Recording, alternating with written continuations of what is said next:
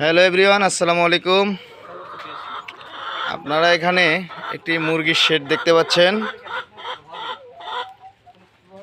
মুরগির খামারি প্রচুর পরিমাণে সফলতা পাচ্ছে এই মুরগির খামার থেকে।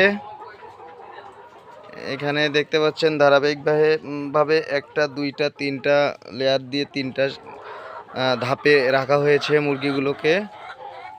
এখানে প্রায় 1000 মুরগি আছে, প্রত্যেকটা মুরগি ডিম দেয়।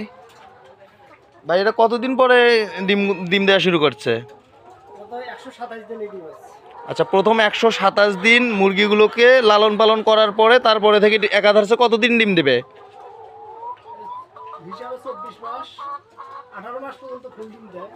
আচ্ছা আচ্ছা আচ্ছা, কতদিন বলেন? কতদিন পালন পালন পালন করার পরে? 127 দিন পালন করতে হবে আগে মুরগিগুলোকে। 127 দিন দেওয়ার পরে টানা 2 বছর কিন্তু এই মুরগিগুলো আবারও একাধারে ডিম দেবে। তো যারা যারা এই মুরগি পালনে আগ্রহী, অবশ্যই পুরাতন খামারিদের কাছ থেকে সুন্দরভাবে পরামর্শ নিয়ে আপনারা কিন্তু এইভাবে বাণিজ্যিকভাবে আপনারা এই মুরগি পালন করতে পারেন।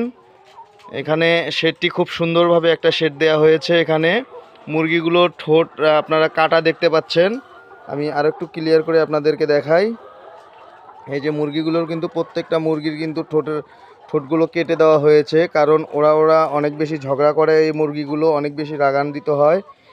এরা নিজেরা ঝগড়া করে, নিজেদের শরীর নিজেরা ঠোকর দিয়ে নিজেরা রক্তাক্ত করে ফেলে, যাতে করে কারো কোনো ক্ষতি না হয়, ওরা যাতে খুব সেফলি থাকে। এই জন্য করে কিন্তু ওদের এই ঠোঁটগুলো কেটে দেওয়া হয়েছে। ওদের এখন খাবার মোটামুটি শেষের দিকে, এখন একটু কিছুক্ষণ বিরতি দিয়ে ওরা রেস্ট নেবে।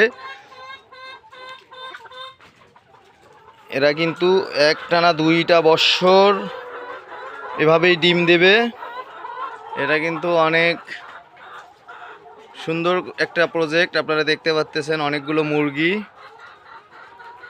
এগুলো টানা 2 বছর পর যখন ডিম কমপ্লিট হয়ে যাবে, তখন কিন্তু এগুলো আবার বাজারে এগুলো মাংস হিসাবে বিক্রি করা হবে। তো আশা করি আপনারা বুঝতে পেরেছেন এবং আপনাদের কাছে অনেক বেশি ভালো লেগেছে।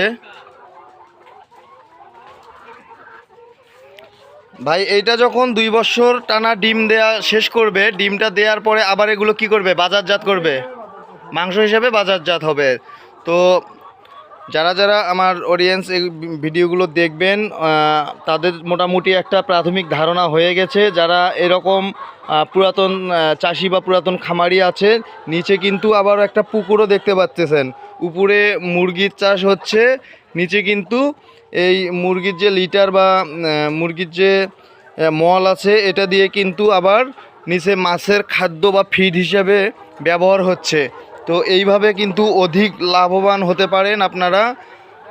এই মুরগিগুলো দেখেন খুব সুন্দর। প্রত্যেকটা মুরগিরে কিন্তু ঠোঁটের অংশটা, সামনের অংশটা কেটে দেওয়া হয়েছে, যাতে করে ওরা ঝগড়া না করতে পারে।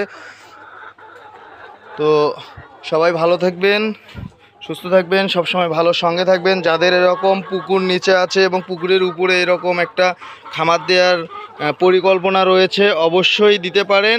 সবার জন্য অনেক অনেক শুভকামনা রইল। সবাই ভালো থাকবেন, সুস্থ থাকবেন, সবসময় ভালো সঙ্গে থাকবেন। আল্লাহ হাফেজ।